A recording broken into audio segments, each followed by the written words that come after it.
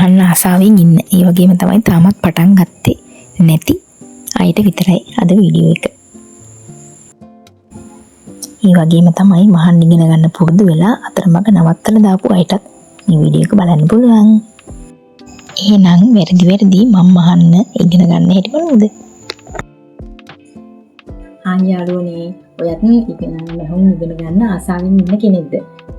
ඒ වගේම තමයි ඔයාගේ ඇඳුම ඔයාගේ අතින්ම මහලා අඳින්න කැමති කෙනෙක්ද? එහෙනම් මම අද කියන්න යන්නේ මම කොහොමද මහන්න පුරුදු වෙන්නේ කියලා. ඉතින් මැෂිමක්වත් පාගන්නවත් බැරුව හිටපු මම අර පොඩි කාලේ ඉඳන්වත් එහෙම කිසිම මැෂින් එකක් පාගලා එහෙම කරලා තිබුණේ නැහැ. ඉතින් මේ මෑතකදී තමයි මම මෙහුන් ඉගෙන ගන්න පටන් ගත්තේ. අන්නේ මේ ඉගෙන ගන්න පටන් ගද්දී මම කොහොමද ඒක ඉගෙන ගත්තේ? ඒ වගේම තමයි මෙහුන් ඉගෙන ගන්න ගිහිල්ලා මම ඒ දේවල් වලින් පාඩම් ඉගෙන ගත්ත හැටි. ඉතින් ඒ වගේම තමයි තව කියන්න ඕන අර මම මෙහුන් ගැන එහෙම ලොකු පරතරයක් වෙනකම්ම දන්නේ නැහැ. තාම හරිම පොඩි ප්‍රමාණයයි දන්නේ. ඉතින් ඒ වුණාට දැන් මගේ මැදුමක් මම මහලා අඳිනකොට ඒකේ තියෙන තෘප්තිය මම දන්නවා. ඒ වගේම තමයි ඒකේ තියෙන ලාභය මම දන්නවා. ඒ හින්දා තමයි අද ඔයගොල්ලොත් එක්ක මගේ මේ අත්දැකීම් ෂෙයා කරගන්න හිතුවේ. ඉතින් ඔයගොල්ලන්ට ආරාධනා කරනවා දිගටම මගේ මේ වීඩියෝ එකත් එක්ක රැඳිලා ඉන්න කියලා. ෂෙයා කරගන්න ඕන මෙන්න මේ ෂටල් එකට මෙන්න මේ බොබින් එක හයි කරලා ඊට පස්සේ අපි මෙන්න මේ මැෂින් එකට සෙට් කරගන්න විදිය. ඉතින් අන්න ඒක ඉගෙන ගන්න සාමාන්‍යයෙන් මට ටික වෙලාවක් ගියා. ඉතින් හැබැයි ඉගෙන ගත්තට පස්සේ ඒකේ තරම් අමාරු නෑ. මං හිතන්නේ ඒක හරීම ලොකු ක්‍රියාවලියක් කියලා. හැබැයි හරියට අපිට ෂටල් එක හයි කරගන්න බැරි වුණොත් අපිට මහගෙන යන්න බැරි වෙනවා. ඉතින් ඔයගලන්ට පුළුවන් කීප වතාවක් වුණ වෙලා නිවැරදිව මෙන්න මේ ෂටල් එක මැෂින් එකට හයි කරගන්න. ඉතින් ඔයගොල්ලොත් එක්ක ඊළඟට මම ෂෙයා කරගන්නේ උඩටයි යටටයි. ඒ කියන්නේ මෙන්න මේ බොබින් එකටයි. එතකොට අපි මහගෙන එනවනේ අපි ඉන්ඩිකේටර් දානවනේ නූල. අන්න ඒ නූල් දෙක සමහර වෙලාවට මම පාට දෙකකින් දාලා තිබුණා. ඒ වුණාට හැමතිස්සෙම එක හරියන්නේ නැහැ. සාමාන්‍යයෙන් එකම පාටකින් දැම්මට පස්සේ තමයි අපිට අර ඇඳුමේ හොඳ ෆිනිෂින් එකක් ගන්න පුළුවන්. ඉතින් මතක ඇතුව ඕගොල්ලෝ නූල් දානකොට උඩටයි යටටයි එකම පාටකින් හිටින්න නූල දාන්න කියලා මතක් කරනවා. අර වෙනස් පාට දෙකකින් දාන්න ඕන අවස්ථාවලදී මතක ඇතුව එහෙම කරගන්න. ඉතින් අනිත් ප්‍රශ්නේ තමයි හොඳ පිට මිනුම් ලකුණු කරපු එක. ඉතින් ඒක තමයි මම කරපු ලොකුම වැරද්දක්. සාමාන්‍යයෙන් අපි ඇඳුමක් මහගෙන යද්දී මහන්නේ කන පිටින්නේ. ඉතින් ඒ හින්දා අපි මිනුම් ලකුණු කරන්නත් උන කන පිටින්. ඒ වුණාට මම මුල්ම දවස්වල මට අමතක වෙලා එක්ක නොදැනුවත් කමින් ගොඩක් ඇඳුම් වල මම හොඳ පිට පැත්තේ තමයි මිනුම් ලකුණු කරලා තිබුණේ. සාමාන්‍යයෙන් අර එහෙම මිනුම් ලකුණු කරාට පස්සේ මේ බලන්නකො මේ කෑලි වලින්. එතකොට මේ පැන්සල් වලින් මේ හොඳ පිට පැත්තේ මිනුම් ලකුණු කරාට පස්සේ මේව මකන්න බෑ.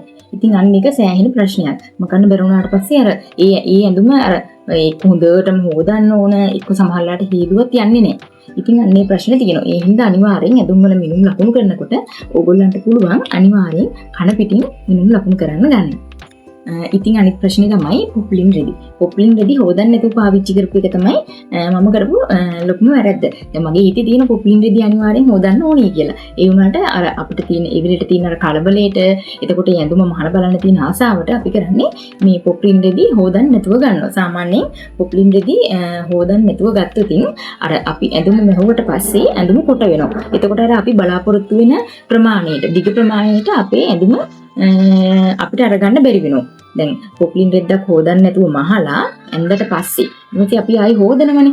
ආයි හොදලා ආයි ඇඳිනවනේ. ඒ ඇඳට පස්සේ අර අපි ගනිපු මෙෂර්මන්ට් එකට වඩා ඊට පස්සේ අර හේදුවට පස්සේ පොප්ලින් රෙද්ද කොට වෙනවා. එතකොට අර අපිට ඕන විදියට ඕන ප්‍රමාණයේ දිගට අපි ඇඳුම තියෙන්නේ නැහැ. ඒ හින්දා අනිවාර්යෙන් මතක ඇතුව පොප්ලින් රෙද්දකින් ඔයගොල්ලෝ මොන හරි අන්ඩර්ස්කර්ට් එකක් මොන හරි මහනවා නම් අනිවාර්යෙන් පොප්ලින් රෙද්ද හොදලා ගන්න. ඒ වගේම තමයි විශේෂයෙන් සාරි ජැකට් මහනවා නම් සාමාන්‍ය ඉගෙන ගන්නවා නම් ඒත් අනිවාර්යෙන් පොප්ලින් රෙද්ද හොදලා ගන්න. ඉතින් අනිත් ප්‍රශ්නේ තමයි අපි අර මහන්න හදන එක. එක්කෝ ඩිසයින් කරන්න හදන එක අර ඒකේ රෙදි ගැනවත් එහෙම මුකුත් අවබෝධයක් නැතුව ගිහිල්ලා රෙදි මිලදී ගන්න එක. ඉතින් ඕගොල්ලෝ අර කඩේට ගිහිල්ලා රෙදි තෝරනකොට අර ඕගොල්ලෝ රෙදි ගැන හොඳ අවබෝධයකින් යන්න ඕන. සමහර වෙලාවට මේ කඩේ වැඩ කරන ළමයි දන්නෙත් නැහැ රෙදි ගැන ඊතරම් ඒගොල්ලෝ දන්නේ නැහැ. එතකොට අපි අමාරු වෙටෙනවා. ඉතින් මම ඕගොල්ලන්ට මගේ අත්දැකීමක් ෂෙයා කරගන්නම්. මේ බලන්න මම මේ සෙටින් රෙද්දක් අරගෙන ආවා මට මේ සාරියක් වර්ක් කරගන්න. ඉතින් සාරියකට ඕනේ කියලාම තමයි අරගෙන ආවේ. මම අහන්න පටන් ගනිපු මුල්ම කාලේ එක්ස්පීරියන්ස් එකක් තමයි ෂෙයා කරගන්නේ. ඉතින් මේගොල්ලෝ මට දුන්නා. මෙතන යාර 6ක් විතර තියෙනවා. මෙතන යාර 6ක් විතර තුනට ඇත්තට මම ගෙදර ගෙනහලා බලද්දි මේක 60 පළල රෙද්දක්. ඉතින් සාමාන්‍යයෙන් 45 පළලින් තමයි සාරියක් අපි අඳින්නේ. දැන් අර අපි ඔෆිස් එකට අර සාරි හැමදාම ඇඳගෙන ගියත් කඩේට ගියාට පස්සේ අපිට මේක 60 පළලද 45 පළලද එහෙම අහන්න අමතක වෙනවා. අන්න එහෙම අහන්න අමතක වෙලා ඉතින් කඩේ ඉන්න කට්ටිය දන්නෙත් නැතුවද මන්ද මට දීලා තිබුණේ මෙන්න මේ 60 පළල රෙද්දක්. ඉතින් මම තාමත් මේකින් වැඩක් ගන්න නැතුව තියන් ඉන්නවා. ඒ වුණාට මම හිතන්නේ මේකින් කර්ටන් එකක් මහන්න. කර්ටන් එකක් හරි ගවුමක් හරි මේකෙන් මහගන්න පුළුවන්. ඉතින් මම මැහුවොතින් අනිවාර්යෙන් ඒකත් ඕගොල්ලොත් එක්ක ෂෙයා කරගන්න. ඉතින් අනිත් එක්ස්පීරියන්ස් එක තමයි අනිවාර්යෙන් ඕගොල්ලෝ මෙන්න මේ කරවට කරගනිද්දි හරියට මැනලා අරගන්න. මොකද කරවට හරියට අරගත්තේ නැති වුණොත් අර කරවට මිම්ම අඩුවෙන් ගත්තොත් අර අපිට ඔළුව දාන්න බෑ. ඒක මේ වැඩි අන්න එහෙම දේවල් සිද්ධ වෙනවා. ඒ හින්දා අනිවාර්යෙන් කරවට අනිවාර්යෙන් හොඳට මැනලා කර පළලයි කර ගැඹුරයි හොඳට මැනලා හරියටම ඒ මිම්ම අරගන්න.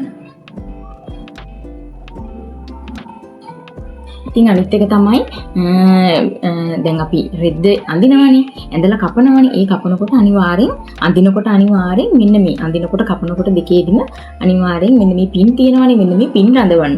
මොකද මේ පින් රඳවන්නේ නැතුව වැඩ කරන්න ගියොත් අර ඒක අපිට කරගන්න බෑ. අර මං කියන්නේ හොඳටම පුරුදු කෙනෙක්ට නම් ඒක කිසි ප්‍රශ්නයක් නැතුව කරගන්න පුළුවන් ඇති. ඒ වුණාට සාමාන්‍යයෙන් අපි වගේ තාමත් මහන්න පුරුදු වෙගෙන යන කට්ටියට ඒ වැඩේ ටිකක් අමාරුයි. ඒ හින්දා අනිවාර්යෙන් ඔයා පින් රඳවලා අඳින්න පටන් ගන්න. ඒ වගේම තමයි පින් රඳවලා කපන්න. එතකොට අර රෙදි කෑල්ල එහා මෙහා යන්නේ නැතුව අපිට හොඳටම අපේ පතුරම් දෙකම කපා ගන්න පුළුවන්. නැත්නම් සාමාන්‍ය පිටිපස පළුව එක විදියක් නේ ඉදිරිපස පළුව එක විදියකටත් තමයි කැපෙන්නේ. එතකොට අර අපිට ඕන විදියට අපේ ඩිසයින් එක නිර්මාණය කරගන්න බැරි වෙනවා. ඉතින් අනිත් ඔයගොල්ලන්ට ෂෙයා කරගන්න එක තමයි අනිවාර්යෙන් ඔයා මහන ඩිසයින් එකක් තියෙනවනේ. අන්නේ ඩිසයින් එකට මේ ඔයා කලින් ඔයාගේ මෙෂර්මන්ට් ටික අරගන්න ඕන මෙෂර්මන්ට් ටික ලකුණු කරන්න ඕන මෙෂර්මන්ට් ටික මුලින් අරගෙන පොතක හරි කොලයක හරි ලියලා පැත්තකින් තියාගන්න. අර ඇඳ මෙෂර්මන්ට් අර මේ අරගෙන ඒ මොහොතේ අඳිනවට වඩා මම හිතනවා අර අපිට ඕන මිනුම් ටික ලකුණු කරගෙන කොලයක් ළඟ තියාගෙන අපේ මේ ඩිසයින් එකට අවශ්‍ය මිනුම් ටික ලකුණු කරලා ඒක ඇඳගන්න එක ගොඩක්ම අපේ නුවණට හුරුයි කියලා. මොකද එතකොට අර අපිට අවශ්‍යම මිනුම් මගහැරෙන්නේ නැතිව අපේ ඇඳුම එතකොට සාර්ථකව ඒ පතරම ඇඳ ගන්න පුළුවන් වෙනවා. ඔයගලන්ට ෂෙයා කරගන්න ගිලාව මේ මම මහද්දී මුල්ම කාලේ මේ කපා මහපු බ්ලවුස් එකක් මේ තියෙන්නේ. උන් පේනවා ඇති. ඉතින් මේක ඇඳන් පස්සේ හරි ලස්සනයි.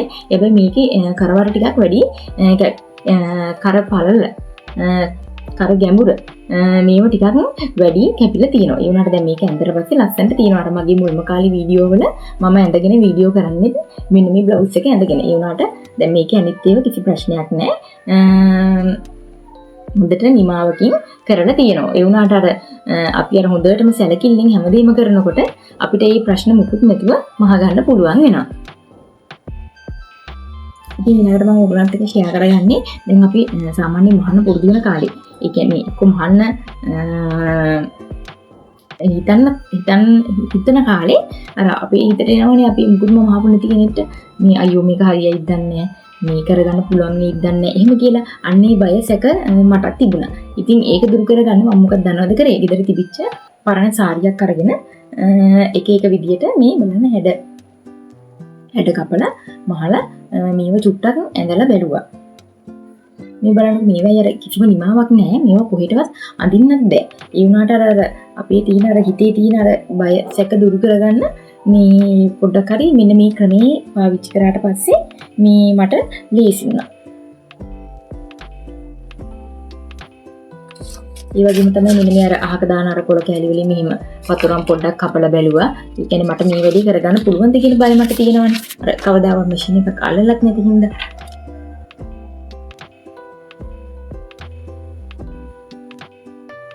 මේ තියෙන්නේ මේ A-line ගවුමක් කපලා මහපු එකක්. අර මේවයි අර කිසි එහෙම ලොකු නිමාවක් නැහැ. ඒ වුණාට මට අර මේ වැඩේ කරන්න පුළුවන්ද කියලා මේ මම බැලුවා. මේ බලන්නකෝ.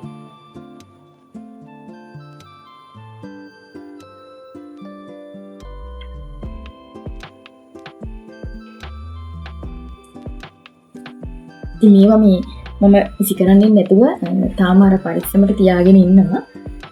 මට මාර කාලයක් ගියන් පස්සේ බලන්න පුළුවන් නේ. බලන්න. මේ දවස්වල මම පොඩ්ඩක් අර නිකම්ම තියෙන අර ඇඳුම් වලින් මේ පෙදිකැලි අරගෙන නිකම් පොඩ්ඩක් කපලා බැලුවා. මම මේ මට මහගන්න පුළුවන් වේද? මට මේක මේ හරියයිද?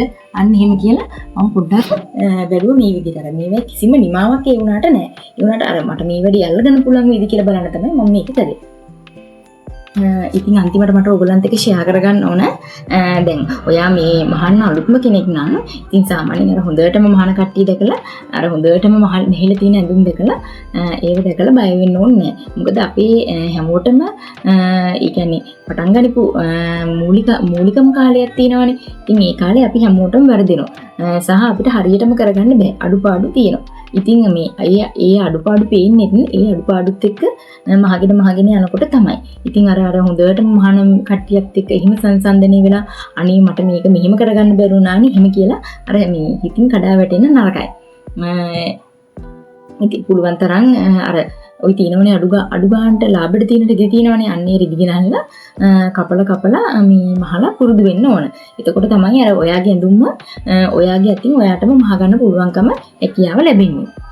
ඉතින් ඕගොල්ලෝ මහන්න පුරුදු වෙන්න හිත ඉන්න කෙනෙක් නම් මම හිතනවා මගේ මේ වීඩියෝ එක පුංචි හරි උදව්වක් වෙන්න ඇති කියලා. ඉතින් එහෙනම් එහෙම හිත ඉන්න නැතිව දැම්ම වැඩි පටන් අරගන්න. වැරදුනාට කමක් නැහැ.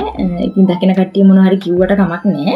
හැබැයි ඇත්තට මේකෙන් ඔයාට ලොකු ප්‍රතිලාභයක් තියෙනවා. අර බිස්නස් එකක් නොකරත් තමන්ගේම දෙයක් තමන්ටම මහගත්තන් පස්සේ ඒ තියෙන තෘප්තිය සහ ඒ අර මේ අපිට මුදල් ප්‍රමාණයක ඉතුරු කරගන්න පුළුවන්. අන්න ඒ දේ කරගන්න ඔයාට පුළුවන්. අදම ඔයා දන්න විදියට ඔයාට කරන්න පුළුවන් විදියට ඔයාට තියෙන පහසුකම් වලින් ඔයා මේ වැඩේ පටන් ගන්න. එහෙනම් ආයෙ අලුත් වීඩියෝ එකකින් හම්බෙමු. Bye.